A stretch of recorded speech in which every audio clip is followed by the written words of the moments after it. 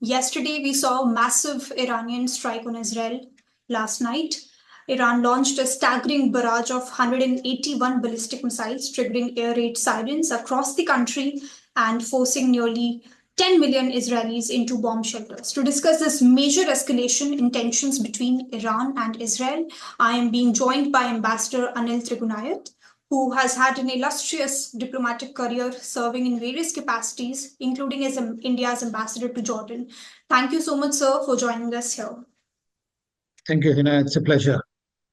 Sir, my first question to you would be, we saw an aggressive missile attack yesterday from Iran. It launched 181 ballistic missiles. What is your assessment of Israel's defense capabilities? Because what we saw is IDF said that majority of the missiles were intercepted, but some, did penetrate and did injured civilians. How do you look at the defense capabilities of Israel right now? Well, there is no doubt that in the whole region, Israel has the most sophisticated and technologically and war ready army. There is no doubt about it. For the last 1 year, they have been fighting in Gaza. But that also shows its limitations.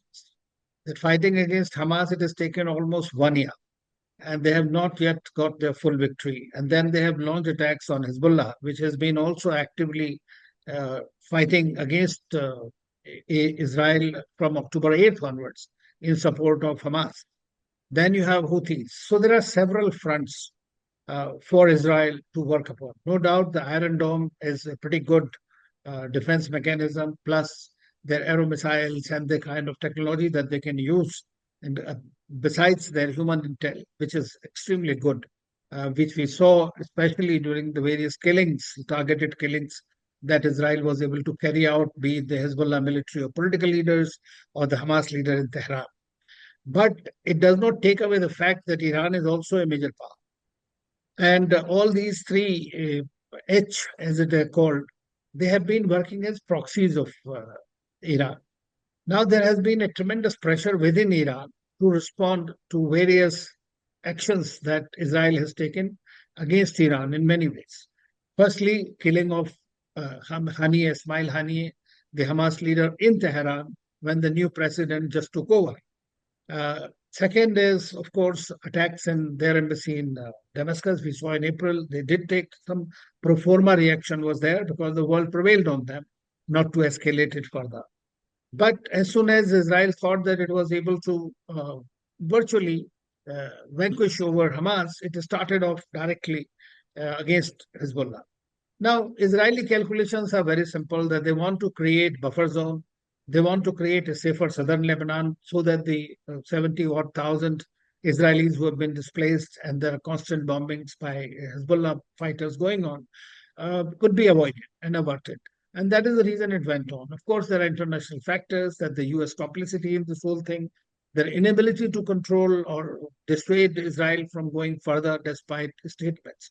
So they are looking at it that the international community is virtually paralyzed to take any action. And therefore, Israel has been able to do that. But the fact that the other day we saw, as soon as the Hezbollah leader was killed, you saw the news that immediately, that means the penetration of Israeli intelligence, which has redeemed itself over time, has been extensive in this whole area. And that's when Ayatollah Khamenei was taken to a super secret or safe place. Yes, yeah. Now that shows that they are also worried because there is a tremendous penetration. And what one saw coming out is that the group which Iranian IRGC had created, Revolutionary Guards had created, anti-Mossad, the head of it was actually a Mossad agent. So you can imagine that how much intelligence would have been shared about. So Iran felt vulnerable. But at the same time, within Iran, there is a lot of people who are against, of course, the Israeli expansionism, and they have subscribed to the same philosophy as the Ayatollahs and the Mullahs. And therefore, they have been pressuring the government of taking a very soft line. So far, the Iranians were trying to keep down because the new president, who is said to be not such a hawk and more of a reformist and wants better relations with the Western countries, thinks that he could have perhaps evaded this. But then we saw that it was not possible, and therefore, once again, Ayatollah has taken over. One thing we should not forget that in Iran, even though there is a president who can decide a lot of things, but the Revolutionary Guards, which is the main elite forces of the country, are directly under the Ayatollah Khamenei. They don't take orders from the president, they take direct orders from him. So this is basically the involvement, and Netanyahu's speech asking for a regime change to the people, which was a very famous speech, and he tried to create a difference in within the society, and that did not pay off well. And so I think that this time, to make a pro forma, this was not a very major attack. I would say they know very well that on the way the missiles are going, none of these countries will be able to help them. So despite that they were able to attack some of them, and please remember that there is no system in the world which is 100% proof. Always at least 15 to 20% of the missiles will get through, get past the system. Now, Iran has S-300, S-400, those kind of systems, whereas Israel has one of the most foolproof systems, which is called Iron Dome. Ambassador, but where does this stop? Because we saw Iran responding in reaction to the missile attacks which it launched on Israel. It said that it is in retaliation to the killing of the Hezbollah chief, Hassan Nasrallah, and also the top IRGC commander. Where does this stop? Because Israel has also vowed that it will continue to target Hezbollah hideouts.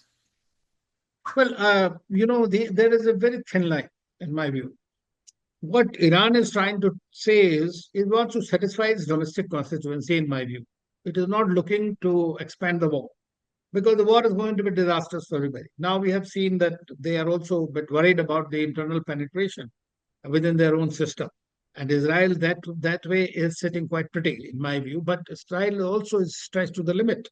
So whether Israel would take a direct conflict, but Israel's calculation could be that if they go in and have direct contact with Iran or attack on Iran, then it will drag the Americans into it. And then you have the others coming in. The Russia and China will not sit quiet in this whole thing. And therefore, we might see a bigger war. That's why everybody is trying and telling. Even the Biden administration has told Netanyahu not to react, but he will react. Israel and Iran are both suffer from this mutually assured destruction syndrome, and they are going to go after one another. But if it is only going to be 200 missiles here and a few missiles from there, like it happened in April, I think then we can see that there might be some kind of may not be an escalation. But if it doesn't stop there, the other side also again gets on, and depending on what targets, because this time we were told that Iran targeted only the defense establishments of Israel, and Hezbollah also have been doing the same. Yeah.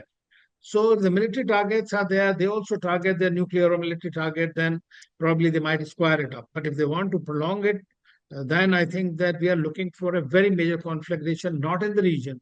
And given the fact that we already have a Russia-Ukraine war, which is engulfing Europe, so we might be having a very, very, I think, serious scenario. Ambassador, in the month of April also we saw, a barrage of drone launched by Iran, and definitely Israel did not sit quiet and retaliated to that as well. Now, if, Israel retaliates, how do you look at the diplomatic solution and also the current situation right now in Israel? Do you see any military movement or any diplomatic signal where you think that the situation may escalate? I think that nobody in the world today is interested in this regional conflagration.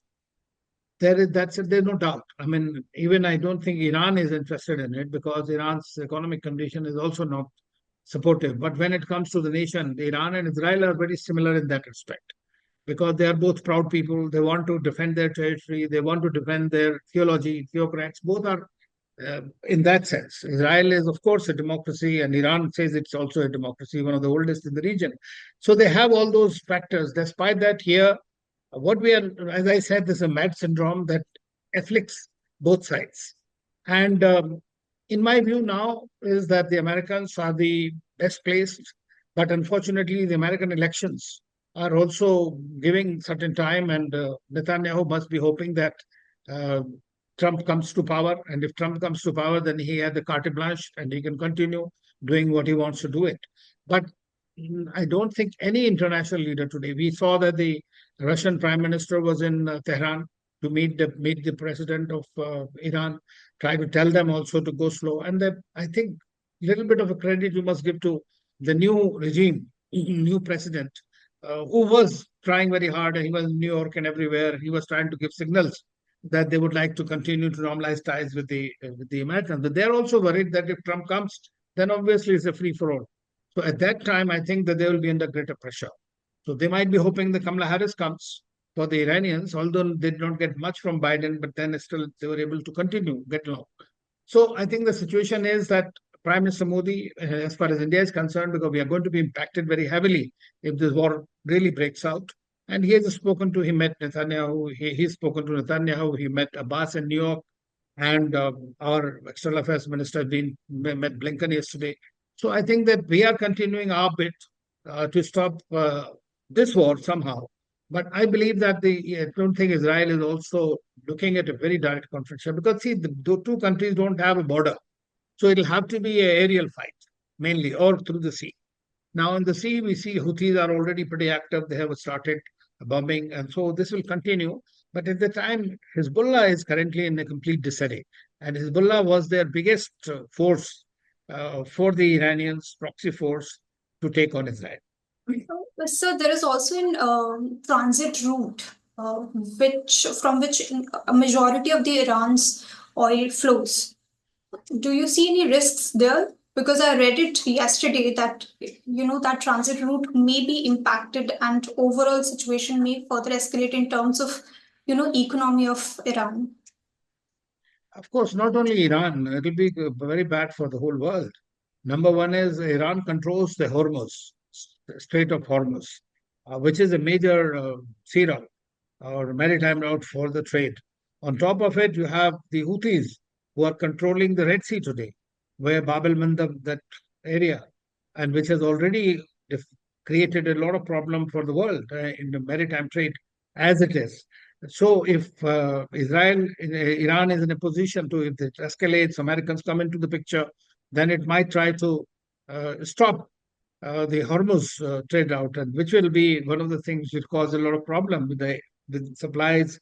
Oil supplies will be disrupted, the whole trade will be disrupted, so which will be a major disruptor in that sense. So that's one of the, I think, the ace card Iran has in it, but it will be only used in an extreme circumstance.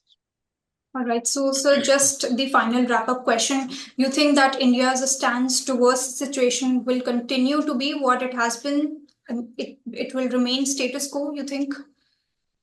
Well, India stands for peace. India stands for dialogue. India stands for diplomacy. That's what we are telling them. Both Iran and Israel are strategic partners. We have our stakes in both, and more so in the whole of the region. So India's basic interest is the war does not escalate, and the Israel and Palestine issues are resolved bilaterally through a two-state solution. I don't see there's going to be any change in India's position. But our effort till the end will be to try and contain this escalation as